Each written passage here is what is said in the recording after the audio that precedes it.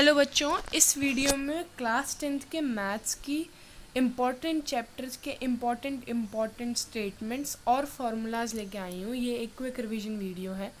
सो chapter 1 से शुरू करते हैं। चैप्टर 1 है हमारा रियल नंबर। रियल नंबर क्या होते हैं, इसमें एक आपको डेफिनेशन है जो कि है every composite number are the product of prime number and its factorisation is unique apart from the order in which they are placed. इसका क्या मतलब है कि जो हमारे कंपोजिट नंबर हैं, जैसे कंपोजिट नंबर 4 है, तो वो किसका प्रोडक्ट होगा, वो हमेशा एक प्राइम नंबर का प्रोडक्ट होगा, दैट इज़ 2 × 2। ठीक है। सो अगर क्वेश्चन आता है every composite number is dash, it is a product of prime numbers and its factorisation is unique, मतलब चाहे इसको 2 × 2 लिखो चाहे 2 × 2 लिखो, मतलब सेम होगा। हम 5 के एग्जाम्पल ले लेते हैं। 5, एक मिनट, 1 इज़ नाइदर, तो 5 नहीं ले सकते हैं, 6 ले लेते हैं हम। सो 6 इज़ ऑल्सो कंपोजिट नंबर, 2 × 3। चाहे हम इसको 3 × 2 लिखें चाहे हम इसको 2 × 3 लिखें, मतलब सेम ही होता है, मतलब it's factorisation is unique. So एक फार्मूला भी पढ़ा हमने, LCM into HCF equals to product of the two number. So इसका क्वेश्चन आपको मैंने अपनी यूट्यूब चैनल पर अपलोड कर रखा है, आप एक बार वहाँ से देख लो। नेक्स्ट चैप्टर, इस चैप्टर में और कुछ खास था नहीं। Next chapter is are polynomials. Polynomials होते क्या हैं? Polynomials are the algebraic expression, they are the algebraic expression, algebraic expression होते हैं जिनकी पावर जो होती है, जो एक्स की उनकी पावर होती है, लेट सपोज वो नॉन नेगेटिव होती है, एक्स की पावर नॉन नेगेटिव होती है। ठीक है। सो degree of a polynomial, what do you mean by degree? Degree is the highest power of x in p of x. Polynomial can have at most 2 zeros. बहुत बच्चे इसमें 3 zeros लिखाते हैं, but ऐसा नहीं है। मोर देन 3 थर्ड चैप्टर में है, इसमें एट मोस्ट 2 जीरो ही हैं, ज़्यादा से ज़्यादा 2 जीरो। लीनियर पॉलिनोमियल जिसकी डिग्री 1 हो, क्वाड्रेटिक पॉलिनोमियल जिसकी डिग्री 2 हो, क्यूबिक पॉलिनोमियल जिसकी डिग्री 3 हो। ठीक है। ज़ीरो ऑफ पॉलिनोमियल भी पढ़ेंगे हम इस चैप्टर में। ज़ीरो ऑफ पॉलिनोमियल क्या होता है? ज़ीरो ऑफ पॉलिनोमियल जैसे ऐसी एक्स की ऐसी वैल्यू जो पूरी इक्वेशन को सेटिस्फाई करे, मतलब जैसे ये है। ठीक है। अब हम ऐसी एक्स की क्या वैल्यू डालें कि इसका आंसर ज़ीरो आ जाए? This is zero of polynomial. Zero of polynomial is always a real number, ये भी याद रखना, मोस्टली पूछा जाता है। इसके बाद हम पैराबोला के बारे में पढ़ते हैं। पैराबोला के बारे में ज़्यादा आपकी एनसीईआरटी में गिवन नहीं है। पैराबोला है क्या? सबसे पहले तो अगर आपके पास क्वेश्चन आया कि how many zeros does the following graph has, तो क्या लिखोगे आप? ज़ीरोज़ कैसे निकालते हैं कि वो इक्वेशन कितनी बार एक्स एक्सिस को टच कर रही है, 1 2 3 and 4। So this equation has 4 zeros, 4 zeros. ठीक है। ऐसे टाइप के क्वेश्चंस भी आएंगे। अब एक पैराबोला होता है। पैराबोला 2 टाइप्स के होते हैं, एक होता है अपवर्ड पैराबोला। अपवर्ड पैराबोला और डाउनवर्ड पैराबोला बेसिकली एक कर्व्ड शेप है जो एक इक्वेशन को पुट करने से बनती है। सो this is upward parabola. Upward parabola में क्या होता है? A is always greater than zero. ये जो इस साइड होती है, ये सारे 1, ये 2, ये 3 होता है ना, ये -1 -2 -3, तो हमेशा ये इधर होगा, मतलब बड़ा होगा क्योंकि इस साइड तो 1, इस साइड 2, इस साइड माइनस में चला जाता है, तो हमेशा ये upward parabola is greater than zero. और डाउनवर्ड पैराबोला क्या होता है? डाउनवर्ड पैराबोला ये चीज़ होती है which is always less than zero. ये 1 मार्कर में आ सकता है। फिर हम आते हैं हमारे सम और प्रोडक्ट पे। सम का फॉर्मूला इज़ -b/a, प्रोडक्ट का फॉर्मूला इज़ c/a। कई बार ऐसे आपसे क्वेश्चन पूछा जा सकता है इसको वेरीफाई करने के लिए, तो आप एक पर्टिकुलर इक्वेशन, जैसे मान लो x² + 2x प्लस कुछ ऐसी ही एक इक्वेशन बन गई है आपकी, तो आपको इस इक्वेशन को सेटिस्फाई करवाना पड़ेगा इस वाले फॉर्मूले से कि आप -b/a की वैल्यू डाल के देखो, और इस इक्वेशन का आप उससे आपका या क्वाड्रेटिक फार्मूला या मिडिल टर्म स्प्लिटिंग से सम निकालो दोनों ज़ीरोज़ का, वो दोनों इक्वल करके आपको इसको वेरीफाई करके भी दिखाना होता है, कई क्वेश्चन में एनसीईआरटी में है। फिर हमारे पास कुछ आते हैं बहुत इंपॉर्टेंट फॉर्मूले जिनको मोस्टली बच्चे मिस कर देते हैं। सबसे पहला है ए प्लस बी का होल स्क्वायर, ये बहुत कॉमन है, which is a square plus B square plus 2ab। Then हमारे पास है ए माइनस बी का whole square, a minus b का whole square is a square plus B square minus 2ab। इसमें तो कोई बच्चों को दिक्कत नहीं आती है, लेकिन क्यूब वालों के बाद से बच्चों को दिक्कत आनी शुरू हो जाती है। सो क्यूब वालों को देखो, जैसे कि आपको पता है आप ए प्लस बी का होल स्क्वायर खोलते हो, तो ए प्लस बी का आप होल स्क्वायर खोलते हो तो आप स्टार्ट किससे करते हो, स्क्वायर से स्टार्ट करते हो। ऐसे ही अब जब आप ए प्लस बी का होल क्यूब खोलेंगे ना, तो आप शुरू ए क्यूब से करेंगे। ऐसे आपको इस वाली इक्वेशन और इस वाली इक्वेशन में कन्फ्यूजन नहीं होगी, तो आप डायरेक्ट इसी से शुरू कर देंगे। और मोस्टली बच्चों को साइंस में भी दिक्कत आती है, जैसे ए प्लस बी का होल क्यूब है तो कब नेगेटिव रखना है कब पॉजिटिव रखना है। तो बच्चों देखो, जब ऐसी सिचुएशन हो ए प्लस बी का होल क्यूब टाइप, तो आपको जितने भी अंदर साइन रहेंगे वो सब प्लस में रहेंगे। कैसे, A cube plus B cube plus 3ab into A plus B, सब कुछ आपका प्लस में रहेगा। लेकिन जब आप माइनस का होल क्यूब खोलेंगे, ए माइनस बी का होल क्यूब, तो आप कैसे खोलेंगे इसको, ए क्यूब रखेंगे, सब कुछ माइनस में रख देंगे आप, ठीक है, माइनस 3ab ले, और अंदर भी माइनस, सब कुछ माइनस में, माइनस के होल क्यूब में, प्लस में सब कुछ प्लस। इस इक्वेशंस को देख लो, ये बहुत इंपॉर्टेंट है। अब आते हैं हम सेपरेट पे, मतलब ए क्यूब प्लस बी क्यूब वाले पे। तो इसमें भी बहुत बच्चे कंफ्यूज होते हैं। सो इसको कैसे करोगे, A plus B into A square plus B square minus A B. इनके फॉर्मूलाज को याद कर लो, क्योंकि अगर आप ये याद कर जाओगे तो आपको इनके और इनके बीच में कन्फ्यूजन नहीं होगी, ठीक है। ये दो इक्वेशन हो गई। अब हमारे इस चैप्टर में हमने दो ज़ीरोज़ को हम अल्फ़ा और बीटा लेट करते हैं, जैसे कि आपने अगर क्वेश्चंस किए होंगे तो आपको पता होगा। तो alpha square plus beta square का फॉर्मूला बहुत ईजिली पूछा जाता है ये question. Alpha square plus beta square by 2 given होगा, इसको आपको सॉल्व करके वैल्यू निकालनी है।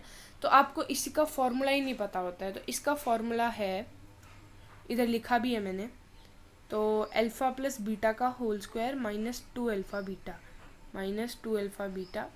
इसकी डेरिवेशन कैसे होगी, इसकी डेरिवेशन कुछ नहीं है, बस आप क्या करो, ए स्क्वायर प्लस बी का होल स्क्वायर खोलो अल्फ़ा प्लस बीटा के टर्म्स में, अल्फ़ा प्लस बीटा का whole square is alpha square, ये हो जाएगा। तो अभी हमको क्या चाहिए था, हमको चाहिए किसकी टर्म्स में, alpha square plus beta square की, इसके टर्म्स में। हमको ये थोड़ा हाइड हो गया, ठीक है, 1 मिनट में इसको ऊपर ले आती हूँ। हाँ, सो अब हमको क्या चाहिए, हमको alpha square plus beta square यहीं चाहिए, हम यहीं रख देते हैं, बाकी सबको हम उधर भेज देते हैं। So this is alpha plus beta का whole square minus 2 alpha beta, यही हमारा फॉर्मूला बन जाता है।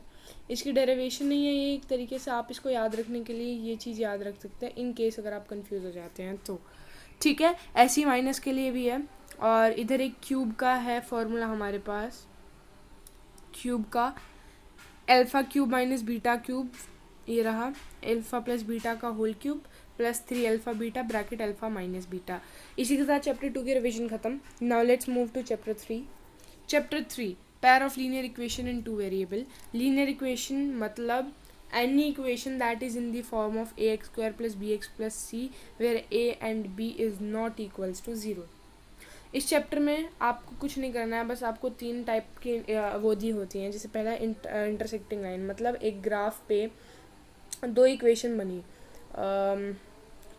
तो मान लीजिए वो इक्वेशन ऐसी बनी, तो दिस मीन्स कि इसका इंटरसेक्टिंग है।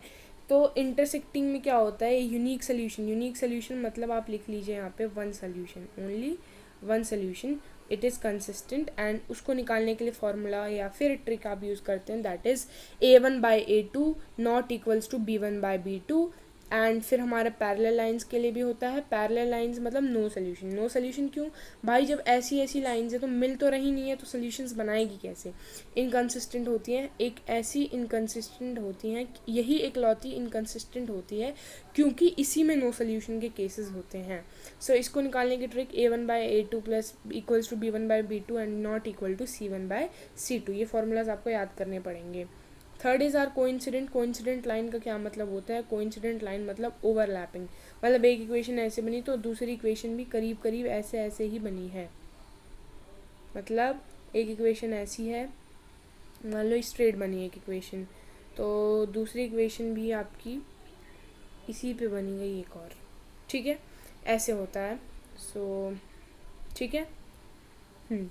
अब हम इसको 3 तरीके से, सब्सटीट्यूशन, एलिमिनेशन और ग्राफिकली। ग्राफिकली मतलब सिंपल प्लॉट करना, एलिमिनेशन मतलब एक्स को रिमूव करके वाई की वैल्यू निकाल देना, सब्सटीट्यूशन, ये सब आपने क्वेश्चंस किए होंगे तो आपको समझ में आ जाएगा। Now chapter 4 is quadratic equation. Quadratic equation का क्या मतलब होता है? A X square plus B X C plus C की फॉर्म में equation where A is not equals to 0। इसमें हम क्या नया पढ़ेंगे? हम इसमें क्वाड्रेटिक फार्मूला पढ़ेंगे। सो क्वाड्रेटिक फार्मूला क्या है? जो हम मिडिल टर्म स्प्लिटिंग में हमारा इतना दिमाग ख़राब हो जाता है कि कई बार फैक्टर्स नहीं मिलते हैं, सो हम क्वाड्रेटिक फार्मूला से भी निकाल सकते हैं। So formula is x equals to minus b plus minus under root b square minus 4ac divided by 2a, यही चीज़ है। और ये जो हमारा अंडर रूट के अंदर है which is b square minus 4ac, इसको हम डिस्क्रिमिनेंट बुलाते हैं। क्या बुलाते हैं? डिस्क्रिमिनेंट। ठीक है, तो x की वैल्यू आपको एक इक्वेशन में b पता होता है। b क्या होता है बच्चों? A X square plus B X plus C मतलब लास्ट वाला, ये तो कन्फर्म है। b x से पहले वाला number coefficient is b and x square से पहले वाला a, तो वो a। सारी वैल्यूज़ आपको गिवन होंगी, सिंपल आपको पुट करनी है। सो बी स्क्वायर माइनस 4ac मैंने आपको डिस्क्रिमिनेंट बताया था। सो डिस्क्रिमिनेंट के लिए हमारे पास 3 कंडीशन है। अगर d बड़ा हुआ 0 से, अगर d बड़ा हुआ 0 से तो different real roots, real roots मतलब माइनस में नहीं ना 0, ठीक है, डिफरेंट रियल रूट्स निकलेंगे। अगर d इक्वल्स टू 0 है तो 2 इक्वल रियल रूट्स निकलेंगे। Real roots 2 equal real roots मतलब 2,2 निकल जाएगा आपका सोल्यूशन, और अगर ग्रेटर है तो 1,2 भी निकल सकता है। d लेस देन 0 के लिए नो रियल रूट्स मतलब माइनस में आएगा, फ्रैक्शन में आएगा। सो अजीब सा आंसर आएगा, आप पहचान लोगे। सो ये हमारा चैप्टर 4 की रिवीजन थी। Now chapter 5। Chapter 5 is AP, arithmetic progression. Arithmetic progression is nothing, it is a kind of series. क्या है ये चीज़? ये चीज़ है हमारी सीरीज़, ठीक है। AP is a series. So AP कैसे हम चेक कर सकते हैं कि ये following series is a AP? हम उसका सेकंड, ये A1 है, ये A2 है, ये A3 है, हम अगर A2 माइनस A1 करके देखें तो हमारा क्या आ जाएगा? डिफरेंस आ जाएगा, difference between these two terms. फिर हम A3 माइनस A2 करके देखें, अगर सेम डिस्क्रिमिनेंट, सेम डिफरेंस आया तो ये एक AP है, अगर नहीं आया तो ये एक AP नहीं है। हम ऐसे AP को चेक करते हैं। इसमें डिफरेंस हमने निकालना आपको सिखा दिया, ठीक है। और इसमें एक टर्म आएगी n मतलब नंबर ऑफ टर्म्स, मतलब कितनी टर्म्स उसमें यूज़ हुई हैं, आपका एक्सरसाइज के क्वेश्चंस में है, ठीक है। इसमें an मतलब लास्ट टर्म, लास्ट टर्म मतलब आखिरी टर्म। कई बार गिवन होती है, कई बार नहीं भी गिवन होती है, तो हम उसको लेट वगैरह करते हैं। सो ठीक है, ये गलत लिख दिया यहाँ पे कुछ। सो an का formula is a plus n minus 1d। Simple, आपको सब कुछ गिवन होगा, या आपको ऐसे गिवन होगा, आपको AP गिवन होगी, उसमें से आपको वैल्यू पुट करके, मान लो इसकी जगह आपका 10 लिखा हो तो इस क्वेश्चन में आप पुट करके वैल्यू नहीं निकाल लोगे। n की मतलब कितने टर्म हैं इस AP में, कितने 10 तक कितने नंबर को यूज़ किया है हमने। सो an हमारा 10 है तो इक्वल्स टू a प्लस 9 और d कितना है? 2 माइनस 1 इज़ 1। सो कितना आ जाएगा ये? 9/9। एक मिनट, इसको क्लियरली सॉल्व कर लेते हैं हम। तो an equals to a plus n minus 1d, अगर an की जगह पे हमारा 10 है, so 10 equals to a plus 10 minus 1 is n, तो अच्छा n तो हमें गिवन ही नहीं है, और difference is 2 minus 1 which is 1। So 9 n minus 1 equal to 9 and n equals to 10, मतलब 1 से लेके 10 तक काउंटिंग लिखी गई है टोटल इसमें। अगर हमें फिर इसी टर्म इसी एपी का हमें अगर सम निकालना हो तो सिंपल हम ये वाला फॉर्मूला पुट करेंगे। लेकिन अगर जैसे हमको इस क्वेश्चन में 10 गिवन है कि ए एन हमारी 10 है, लास्ट टर्म हमारी 10 है, तो हम ये वाला फॉर्मूला भी लगा सकते हैं। ठीक है, आपके एक्सरसाइज के बीच में ये क्वेश्चन भी है कि आपको A1 गिवन है, A2 गिवन है, आपको A3 निकालना है, वो तो निकाल लोगे। बट कई बार आपको fill in the blanks type भी क्वेश्चन पूछे गए हैं, सम भी पूछा गया है। सो A2 इन दोनों का सम आपको पता होगा, मान लो 2 + 1 = 3, आपको A2 निकालना है, बल्कि आपको पूरे का इन दोनों का सम पता है, 1 और 2 ही है मान लो, तो इसमें आपको सम तो पता चल गया कितना है 3, आपको A1 भी पता है, तो आपको A2 निकालना है। तो A2 के लिए आप S2 - A1 कर दोगे तो क्या नहीं आ जाएगा आंसर? यार ऐसे तो मत करो, 3 - 1 कर दो विच इज़ 2, तो ये हमारा आंसर आ जाता है। ठीक है, नेक्स्ट टॉपिक। ठीक है, तो हमारा AP यहीं तक था। Thank you guys. Now chapter 8 हमारा है ट्रिग्नोमेट्री, जिससे मोस्टली बच्चे डरते हैं। ठीक है, सो ट्रिग्नोमेट्री क्या होता क्या है? Trigonometry is nothing but it is a relationship between different trigonometric ratios. मतलब इसमें हम 6 ट्रिग्नोमेट्रिक रेशियोज करेंगे। Number 1 sine theta, number 2 cos, number 3 tan, number 4 cot, number 5 sec, number 6 cosec. ठीक है, ये 6 ट्रिग्नोमेट्रिक रेशियोज करनी है आपको। पहले तो ये समझ लो कि ट्रिग्नोमेट्री होगा कैसे। देखो, ट्रिग्नोमेट्री बहुत इजी है अगर अच्छे से समझो तो। आपको ट्रिग्नोमेट्री हमेशा राइट एंगल्ड ट्रायंगल, मतलब एक एंगल 90 होगा तभी उसमें लगे पाएगी, क्योंकि तभी हमें परपेंडिकुलर पता चलेगा। इसमें ध्यान देने की क्या बात है, एक होता है थीटा। थीटा क्या है? थीटा एंगल होता है। तो थीटा हमेशा एक्यूट एंगल होता है। एक्यूट एंगल मतलब लेस देन 90। जब 90 ये है तो ये चीज़ और ये चीज़ पता लग जाएगी। तो ये दोनों, मान लो ये A है, ये C है और ये B है, तो A और B आपके क्या हैं? एक्यूट एंगल्स हैं। क्या हैं? Acute angles. ठीक है, सो अगर आपका थीटा यहाँ है, जिस लाइन पे जहाँ थीटा होता है उसके नीचे वाला आपका बेस होता है, उसके एडजेसेंट लाइन, उसके साथ वाली लाइन आपकी परपेंडिकुलर होती है, और सबसे बड़ा ये चीज़ ये आपकी हाइपोटेन्यूज होती है। ठीक है, बेसिकली आप ऐसे भी आ सकते हो कि हाइपोटेन्यूज सबसे बड़ा होता है, उसके बाद उसका परपेंडिकुलर, उसके बाद उसका बेस होता है। ठीक है, अब इधर फिर हमने इसको निकाला, साइन को कैसे निकालें, कॉस को कैसे निकालें, टैन को, कॉसेक को, सेक को, कॉट को। तो हमें क्या पता चला कि साइन का उल्टा इज कॉसेक, कॉस का उल्टा इज सेक एंड टैन का उल्टा इज कॉट। ठीक है, सो हमने इन सब के लिए एक एब्रीवेशन बना ली कि साइन की वैल्यू अगर हमको निकालनी है सो परपेंडिकुलर अपॉन हाइपोटेन्यूज से निकालेंगे, कॉस की बेस बाय एच, टैन की पी बाय बी, तो कॉट की B by P, H by B, H by P.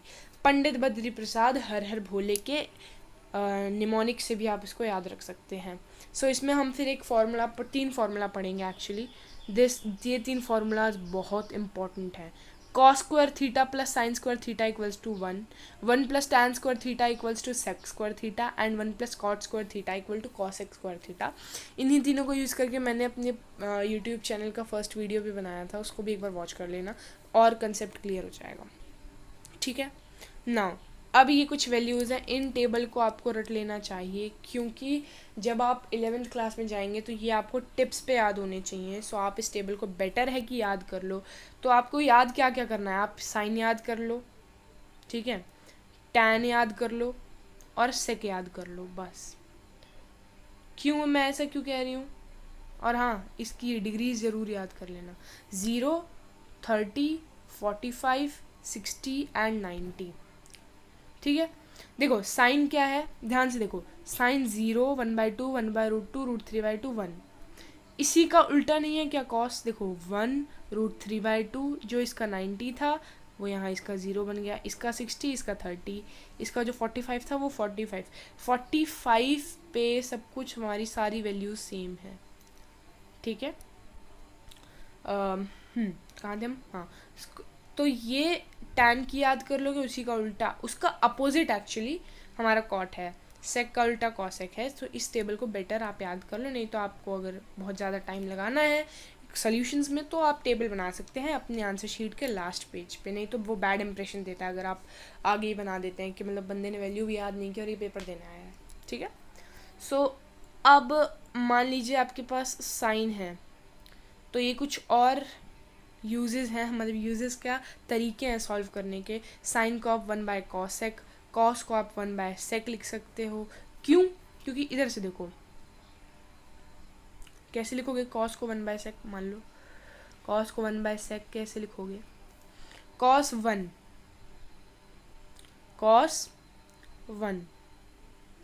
तो sec क्या होगा, cos अगर 1 है तो sec क्या होगा, sec यहाँ से 1 नहीं आ जाएगा। और लो √3/2, cos है √3/2 इक्वल्स टू 1/sec, तो sec यहाँ से 2/√3 नहीं आ जाएगा, क्या 2/√3 है, हाँ। तो मतलब ये एक दूसरे का अपोजिट है, तो मैंने इसको क्लियरली यहाँ लिख दिया, tan को 1/cot, sin बाय cos या sec बाय cosec, cot को cos बाय sin। देखो sin और tan का उल्टा cot होता है, तो सब कुछ इसका रेसिप्रोकल करके लिख दो, ठीक है। ट्रिग्नोमेट्री बहुत इजी है, आराम से क्वेश्चंस करो, एनसीईआरटी पूरी करो क्योंकि हमेशा एनसीईआरटी से ही क्वेश्चन आता है। नाउ चैप्टर 7 कोऑर्डिनेट ज्योमेट्री, और ये हमारा लास्ट चैप्टर होगा, ठीक है। सो कोऑर्डिनेट ज्योमेट्री में आप सबसे पहले ग्राफ की प्लॉटिंग एज यूजुअल आपको आती ही होगी। सो ग्राफ की प्लॉटिंग ऐसे ही करते हो ना यार, देखो ऐसे। तो ग्राफ पे आपको दो पर्टिकुलर कोऑर्डिनेट्स मिलते हैं। कोऑर्डिनेट्स क्या चीज़ है भाई, अब कोऑर्डिनेट्स है x, y। x, y का क्या मतलब है, x को हम क्या कहते हैं, x को हम एब्सीसा कहते हैं, स्पेलिंग थोड़ी गलत हो सकती है यार, एब्सीसा ऐसी कुछ होती है, और इसको हम ऑर्डिनेट कहते हैं, और इन दोनों को मिला के हम कोऑर्डिनेट बनाते हैं, ठीक है। सो x, y सिंपल, अगर हमको एक पॉइंट ये गिवन है, एक पॉइंट ये गिवन है, इन दोनों के बीच का डिस्टेंस निकालना हो तो सिंपल से कैलकुलेट प्लस करने के बच्चों वाली तरीका करने से अच्छा है, एक फॉर्मूला है x2 - x1 का whole square plus y2 - y1 का होल स्क्वायर का होल का अंडर रूट। इधर एक एग्जांपल भी करके दिखाया मैंने आपको, first quadrant, second quadrant, third quadrant, fourth quadrant तो पता ही होगा आप लोगों को यार, 9th तो करके आए हो ना, थर्ड चैप्टर ही था, ठीक है। सो ऐसे निकलता है आपका डिस्टेंस फार्मूला। सेकंड हमारा सेक्शन फार्मूला है। सेक्शन फार्मूला में क्या होता है, रेशियोज होते हैं एक्चुअली। रेशियोज का क्या मतलब, कैसे आएगा क्वेश्चन, ऐसे मान लो आपको गिवन होगा ए पॉइंट बी पॉइंट, आपको बता देंगे ये चीज़ बी पॉइंट पे इंटरसेक्ट करती है रेशो m/n में, या तो आपको रेशो निकालनी होगी, या आपको रेशियो गिवन होगी, ये पॉइंट पी निकालना होगा, या आपको इनमें से एक नहीं गिवन होगा, इन सब की वैल्यूज़ गिवन होंगी, तो आप उसको सॉल्व करके निकाल सकते हो। सो एक्स कोऑर्डिनेट के लिए क्या फॉर्मूला है, x P mx2 + nx1 divide by m + n, y के लिए my2 + ny1 divides bye m + n। इसी की तरह mid point theorem, mid point formula, sorry mid point formula क्या है, मिड पॉइंट फार्मूला क्या मतलब होता है, एकदम सेंटर, मतलब ये वाली चीज़ और ये वाली साइड चीज़ इक्वल होगी, मतलब m/n आपका 1 है, सिंपल वैल्यूज़ पुट करो, आपका फार्मूला सिंप्लीफाई करके ये आ जाएगा, ठीक है। दैट्स इट गाइस, इतना ही था आपका syllabus. Thank you for watching. ये कंप्लीट क्विक शॉर्ट रिवीजन थी, और सेकेंड टर्म में आपका चैप्टर 6 ट्रायंगल और बाकी इंपॉर्टेंट चैप्टर्स के नोट्स मैं ऐसे डालती रहूँगी। Please like, share and subscribe. Thank